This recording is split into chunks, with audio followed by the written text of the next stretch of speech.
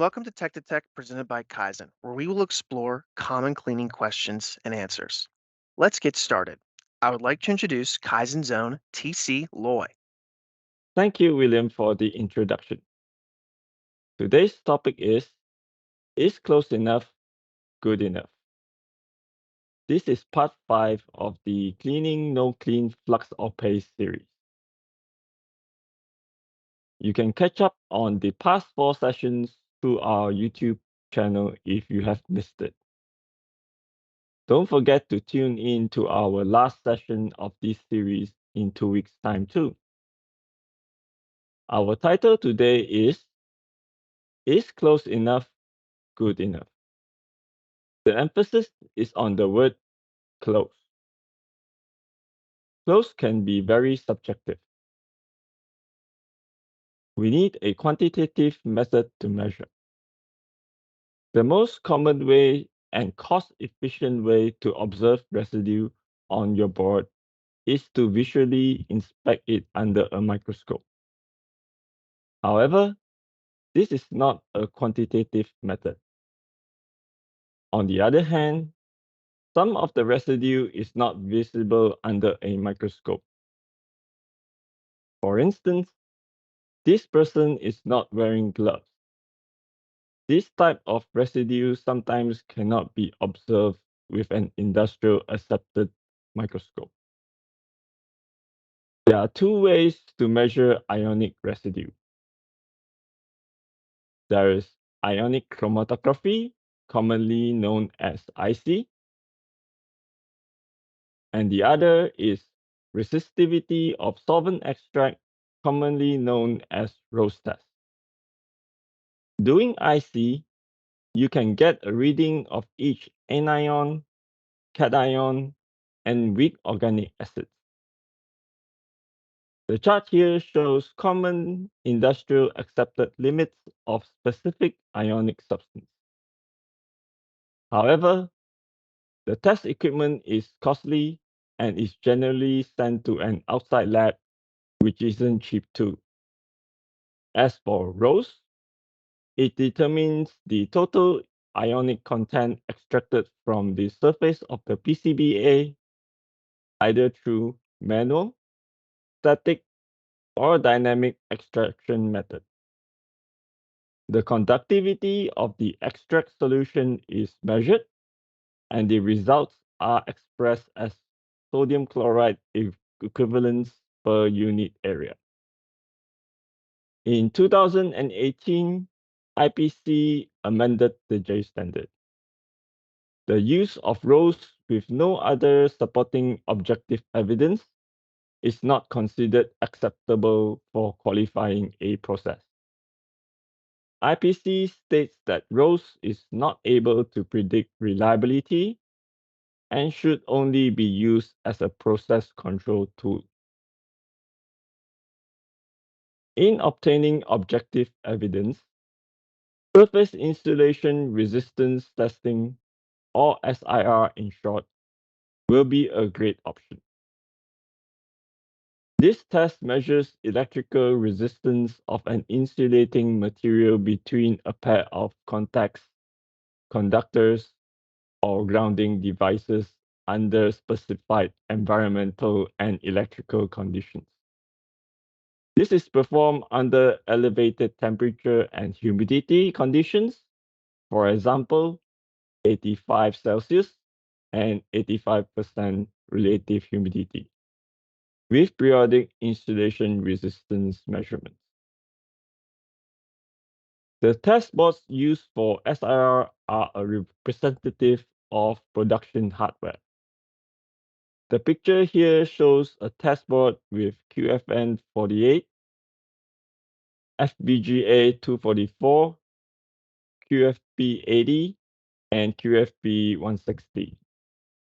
SIR test is able to discriminate the impacts of contamination between clean versus no clean, clean versus partially clean, different components, solder paste, referral conditions, cleaning agents, and also cleaning machines. This chart shows an example of some SIR results. The desired performance zone is resistance above 100 megaohms. Within 10 and 100 megaohms, it is cautionary, while anything below 10 megaohms are dangerous. Here is an example of the test card that is not clean and still having high resistance values. However, not all pastes are alike. We have here results of two different solder pastes where both test cards are not clean. One is leaded and the other is lead-free. The lead-free paste resistance was at a safe zone, but the leaded solder paste resistance dips below the 10 mega ohms dangerous zone. Here is an example of the test card that is fully clean. The resistance values remains high and stable. On the other hand, here is an example of a test card that is partially cleaned. You can see the white residue on the test board that indicates it is partially cleaned. The resistance under the bottom termination components fluctuates drastically and frequently dips into dangerous zone below 10 megaohms. The resistance under the chip capacitor maintains consistently lower than 10 megaohms, which is rather alarming. Now we know how to measure the residue. How much residue can I have on my boards? Well, it depends. It depends on the design and mission of the board. Let's explore into board design. Surely, a densely populated board will have more residue, which increases the risk, while small anode and cathode gap reduces the gap for dendritic growth. If a board uses high voltage, the risk of electrochemical migration is also certainly higher. When the board fails when it is serving its mission, what will be the cost? For a lot of consumer goods, the cost is relatively low. However, there are many market segments that have high cost of failure, such as medical, aerospace, automotive, and defense. When these fail, lives are at stake. Lastly, it is the environment where the board serves its mission. An uncontrolled high humidity environment will certainly expedite failures to happen because of the moisture. While if a board serves its mission in a well-controlled low humidity room, chances of failure will be much lower. Let's go through some of the frequently asked questions on this topic. How to measure the amount of contaminant on my board? The most common method is IC, ROS, and SIR. Do I need to no clean flux residue? As discussed, it depends on the board design and the mission of the board. If the cost of failure is high, cleaning is required. Is partially clean good enough?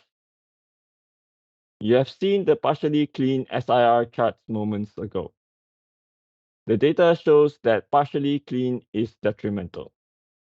You must fully clean off all residue if you decide to clean.